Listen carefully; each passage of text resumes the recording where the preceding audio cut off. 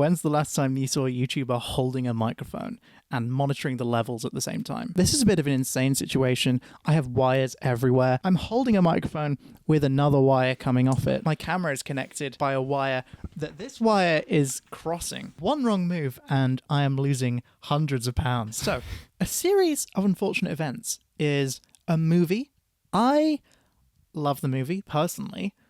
It was one of my favorites as a kid, but in hindsight, it's not that good of a movie, to be honest. It's very atmospheric. The set design is amazing. All the art direction, to be honest, is fantastic. The cast are great.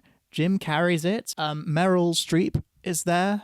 So is that Scottish guy. He's good.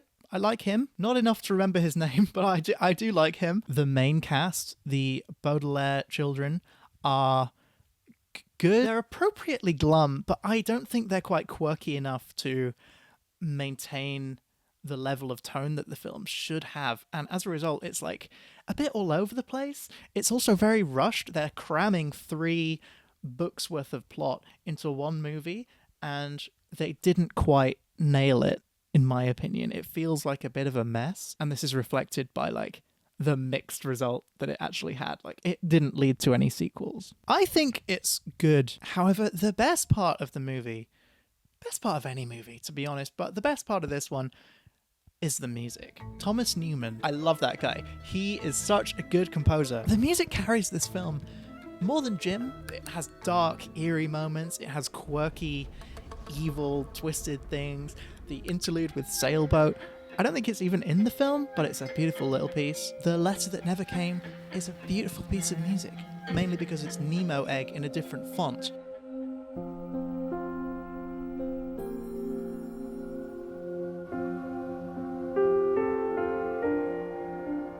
For me, the highlight piece is Drive Away, the end credit music. The credits are this great animation sequence that tells the story of the film in this little illustrated style, but the music is just this hypnotic, weird, sort of endless, looping, bizarre, atmospheric piece. It's very unique. It's very memorable. I could listen to it all day. And that's true because I have done that today. And I was telling my friend about it because apparently the filmmakers didn't want custom music for the end credits. They were like, no, Thomas Newman, we've had enough from you. We don't need new music. We're just going to make a medley out of the other stuff you've already done and we'll just put that together. So we don't need anything from you. And then apparently Thomas Newman, babe, he came back and was like, hey guys, I know you said you didn't want any more music, but I made this thing and I think you're going to like it. Played it to them and they were like, ooh, this is pretty good. So they put it in the movie and into my dreams and playlists for many years to come. I wanted to fact check that because I've said it to a lot of people over the past and it's the most low stakes way I could possibly be wrong, but I take the truth of my trivia very seriously. I don't know where I picked up this information, so I can't tell you if it's true. But I'm going to find out. I'm going to find wherever I learnt this thing. And I want you to come with me on this journey because I think it will be fun. This is going to be fun. I promise. So I have spent all day trying to verify this information. I read a lot of articles. I read a lot of YouTube comments, interviews. I listened to interviews. I couldn't find anything to support this fact. My only thought for where I could have heard this thing was the director's commentary. And luckily someone has uploaded the director's commentary to YouTube. But the thing is, this is a movie with 2 director's commentaries. One of which is a joke. Would you like to guess which one has been uploaded to YouTube and everybody talks about? The Series of Unfortunate Events director's commentary with Brad Silberling and Lemony Snicket is something to behold, to be honest. I can't be mad. Hello, I'm Lemony Snicket, and I've been dragged into this dark room. They've made some sort of a film from my dreadful books. They did an entire director's commentary where Daniel Handler was in character as Lemony Snicket for the entire runtime of the movie. Oh no, this is terrible. Acting like he hates the fact that this thing was turned into a movie. Oh, this is dreadful. Yeah. Why would you make such a film? By accident? The director is lying to him by pretending that it doesn't follow his books very accurately. Beautiful little trip in a boat in the water. So this is where we chose to end the film. And, oh, wait a minute. Oh, you lied to me again. He is continually disappointed by the fact that they reflect the reality of the Baudelaire's true story. I will close my eyes and play a musical instrument known as the accordion rather than view or hear one frame of this particular sequence of this awful film. But back to the fact, I think I heard this thing in the other director's commentary because I definitely listened to it as a kid. So I thought, you know, I've just got to get hold of a DVD. That can't be difficult. I live in central London. I walked all the way to CEX, and they didn't have any DVDs. Is this non-Blu-ray? What is happening, by the way, that we can't own anything anymore? No one buys movies anymore to begin with because they're all on streaming services. You subscribe to your entertainment. I guess that makes sense. But even when you buy a movie, you can't have the files. They're all trapped within iTunes or Amazon. And you can't download them. You can't use them. You've got to be a criminal to make video essays because you've got to torrent everything or strip DRM. It's a nightmare. And then because nobody's buying DVDs and no one's buying movies, no one's making special features for movies anymore. You might get a director's commentary track. You won't get any behind the scenes. You won't get any special features. You won't get complicated things hidden in menus on DVDs. It's all gone. It's all been consolidated into a single streamable file that you can't even access or do anything with because you don't own it. Without DVDs, we wouldn't have this. This is important culture. When will you wear wigs? About 2 or 3 months ago, I decided I was going to start owning media again, and I bought these bad boys. I remember as a kid, my friend had these, and I thought he was a spoilt brat because these things were expensive and extensive. They have so many special features. They're long movies, they're beautifully packaged, and now they're so dusty. This is exactly what the cover designer was going for. This kind of thing is important. I can't articulate it, but I know that it is. This is more than just content. This is like a packaged experience. For the right person, this is like a treasure. And we don't have any of that in like the streaming world. If you're paying £8 a month to be able to watch The Lord of the Rings, you have nothing. We're taking the piece away from the art and turning it into an entirely ephemeral experience. And I think that that is a tragedy. This is why I resent Kindles. You don't own anything and they can take it away at any time. I own these things. Look at me. So I went to CEX and I couldn't find A Series of Unfortunate Events. That's fine. I went to a different CEX. They had lots of DVDs.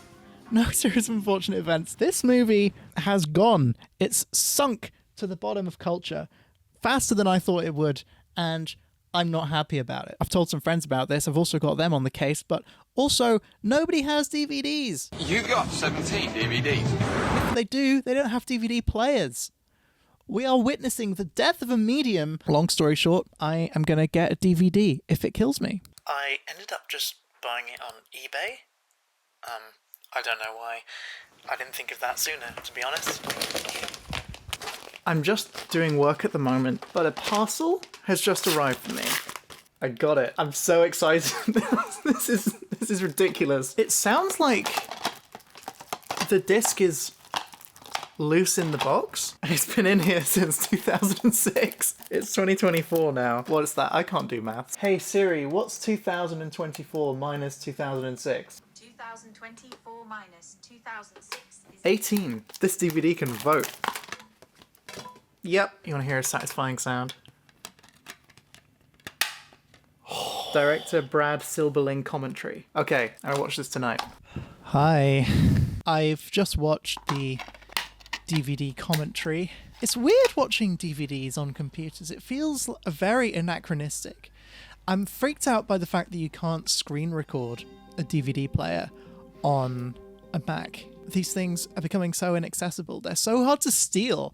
Why is it so hard to steal art? But I got it. It had the correct director's commentary. Hi, this is Brad Silberling, and I'm going to give you sort of a little inside glimpse here today. And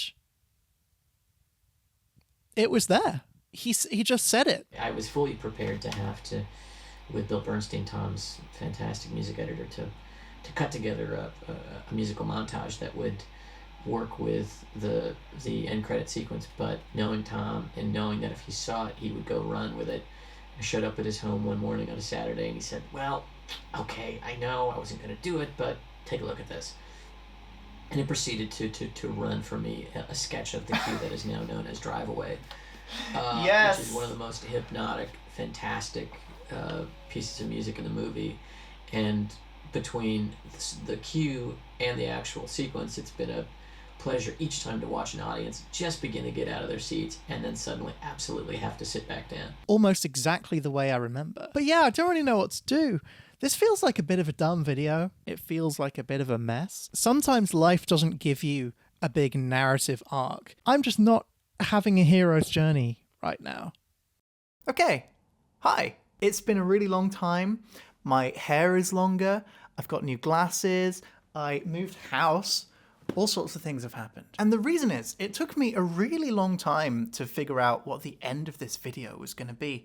I went on a whole tangent about my personal failures and expectations of greatness on myself as a creative person. I did a whole thing about how the internet is an incomplete resource and we all rely on it too much. It was this sweeping, grandiose thing about society.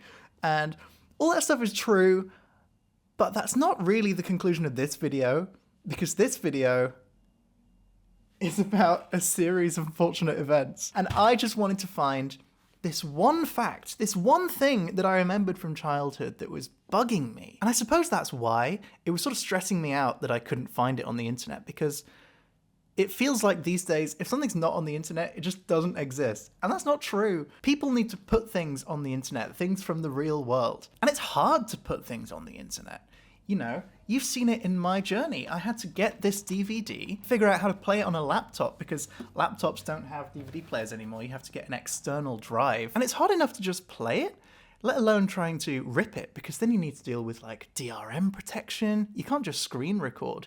You would need some sort of special software to access all the files that are on the disc. It's not an easy thing to do. But you know, the funny thing is that in the amount of time it's taken me to figure out what the conclusion of this video is, somebody has uploaded the director's commentary to the Internet Archive. I don't know who did it, but it's kind of a cool thing that they did. It's an act of media preservation. If anyone else has anything they half remember, any facts they want to check, or if they just want to listen to this director's commentary, it's now there for anyone to check out. I guess I just didn't realize that anyone else cared about A Series of Unfortunate Events 2003 second director's commentary track. I thought it was just me out here. So, well played to whoever did it. You really outfoxed me. I feel like I did it all for nothing now.